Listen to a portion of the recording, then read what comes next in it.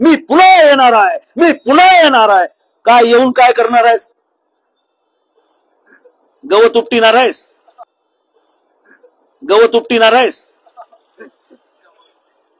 येऊन काय करणार आहे? मी पुन्हा येणार आहे आणि धनगराचं आरक्षण देणार आहे, आणि धनगराचं आरक्षण देणार आहे असं जर तू म्हणला असतास तर तू मरेपर्यंत गादीहून तुला कोणी हटविलं नसतं. मुख्यमंत्र्याला प्रश्न आहे, घटनेच्या 15 आणि 16(4) कलमनुसार 342(1) कलमानुसार तुम्हाला 2 ओळीचं पत्र देता येतं की आरक्षणाच्या तत्वामध्ये ज्या परिपत्रकामध्ये धनगर लिहिले असेल ते धनगर असे वाचावे. ते 2 ओळीचं पत्र तुम्ही राज्यपालाची सही घेऊन अध्यादेश म्हणून जाहीर करू शकता. तुम्ही मायबापाच्या इमानदार असाल तर आरक्षण मिळेल. म्हणजे जिथं तिथं आपली गाडी लेटच आहे. काय मागणी आहे आपली? की आम्ही एसटी प्रवर्गामध्ये 36 नंबरवर नोंदवलेले आहोत आणि आतापर्यंत आम्हाला आरक्षणाची अंमलबजावणी झालेली नाही. गंमत आहे बघा, सरकार जे फडणवीसाच्या सत्तेवर आहे त्या फडणवीसांनी देखील हे मान्य केलेलं आहे. 2014 मध्ये बारामतीला मोठं आंदोलन झालं. आपल्यापैकी बरेच लोक आले होते. त्या आंदोलनामध्ये विरोधी पक्ष नेते म्हणून फडणवीस आले, आपला पवित्र भंडारा कपाळावर लावला, पिवळी दस्ती गळ्यात घातली आणि सांगितलं की तुमचा प्रश्न मला कळलेला आहे. आता आम्हाला असं वाटतं की बाबा फडणवीसाच्या परंपरेतल्या माणसाला एकदा कळाल्यावर ते पक्कच कळते काही. आम्ही अडाणी माणसं आहोत, मेंढराच्या मागे जाणारे, गावकुसातली कामं करणारी माणसं आम्ही. पण फडणवीसची परंपरा तूप भाताची परंपरा आहे, शिक्षणाची परंपरा आहे. आमच्यासारखी मेंढपाळाची, आमच्यासारखी कुणब्याची परंपरा नाही.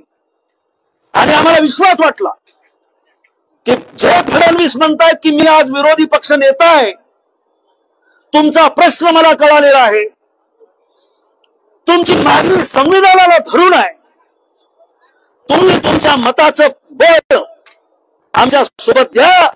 आम्ही सत्तेवर आल्यानंतर पहिल्या कॅबिनेटमध्ये तुमच्या आरक्षणाचा प्रश्न निकाली काढू, तुमच्या हातामध्ये एसटीचं सर्टिफिकेट देऊ. येळकोट येळकोट जय मल्हार झालं, भंडारा आम्ही उधळला. अहो सगळेच म्हणजे आमच्यासारखे बीजेपीच्या विचारधारेचे नसलेले, जे आमचं रक्त अहिल्यादेवी होळकरांचं रक्त आहे, यशवंतराव होळकरांचं रक्त आहे आणि फुले शाहू आंबेडकरांचा विचार घेणारे आम्ही कार्यकर्ते देखील जमातीचं हित होत असेल तर भाजपला मतदान करा असं बोललो होतो. त्याच्यामध्ये दीपक बोराडे होते, आम्ही होतो सगळे. काय झालं? पहिली कॅबिनेट गेली, पहिलं सरकार गेलं, धनगर जागच्या जागीच आहेत. म्हणजे तुमच्यासारख्या नेत्याकडून आम्हाला अपेक्षा होती, कारण परंपरेला आम्ही फसत आलो होतो. आम्हाला असं वाटलं होतं की तुमचं नवं सरकार आल्यानंतर तुम्हाला आमच्या मतांची गरज पडेल, तुम्ही आम्हाला सोबत घ्याल. पण तसं अजिबात झालं नाही. तुम्ही आमच्या पाठीमध्ये खंजीर खुपसला आणि त्याच्यानंतर पुन्हा तुम्ही स्वतःसाठी या महाराष्ट्राला म्हणालात मी पुन्हा येणार आहे, मी पुन्हा येणार आहे. काय येऊन काय करणार आहेस? गवत उपटिणार आहेस? येऊन काय करणार आहे? मी पुन्हा येणार आहे आणि धनगराचं आरक्षण देणार आहे असं जर तू म्हणला असतास तर तू मरेपर्यंत गादीहून तुला कोणी हटविलं नसतं, मरेपर्यंत. परंतु तुम्हाला धनगर म्हणजे भोळे भाबडे येडे वाटतात. ते आक्रमकपणानं पुढे येत नाहीत.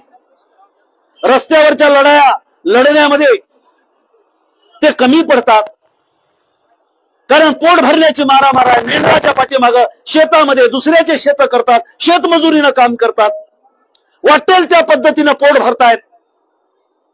अशी माणसं काय त्रास देणार आहेत? आणि त्यामुळं बांधवांनो, आपल्याला 2017 मध्ये 49-19 नंबरची आपण याचिका दाखल केली. आपल्यापैकी काही मंडळींना, सुशिक्षित मंडळींना माहित असेल. 4919 हा आपला याचिका क्रमांक होता. आणि त्यावेळेला सरकारनं एक ऍफिडेव्हिट दिलं, Dhangar is not existence, Dhangar is existence.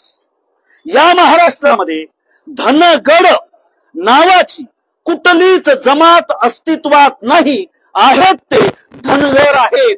कोण म्हणले? यशपाल भिंगे म्हणला नाही, दुसरा कुठला नेता म्हणला नाही. महाराष्ट्राच्या मुख्यमंत्र्यांनी ऍफिडेव्हिट सर्वोच्च उच्च न्यायालयामध्ये दिलं, लेखी स्वरूपामध्ये दिलं.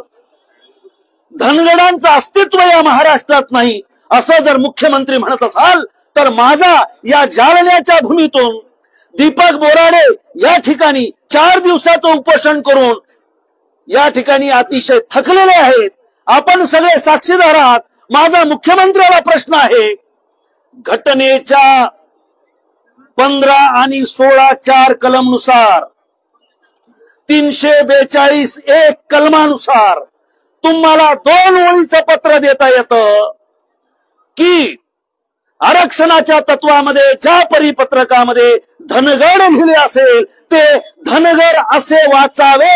ते 2 ओळीचं पत्र तुम्ही राज्यपालाची सही घेऊन अध्यादेश म्हणून जाहीर करू शकता, तुम्ही मायबापाचे इमानदार असाल तर. तुम्ही GR काढला की नाही, आमच्या काही पोटात दुखत नाही कोणाला मिळालं तर. परंतु आमची अवस्था तर बेकार आहे. संविधानाने आम्हाला दिलेला आहे. संविधानाच्या 2 सूच्या केंद्रामध्ये असतात, एक शेड्यूल कास्टची असते, दुसरी शेड्यूल ट्राईबची असते. या 2 सूचीमध्ये बदल करण्याचा अधिकार कुणालाही नाही. मग 36व्या नंबरवर असलेल्या धनगर जमातीचं अस्तित्व महाराष्ट्रात आहे की नाही ही पाहण्याची जिम्मेदारी कुणाची आहे?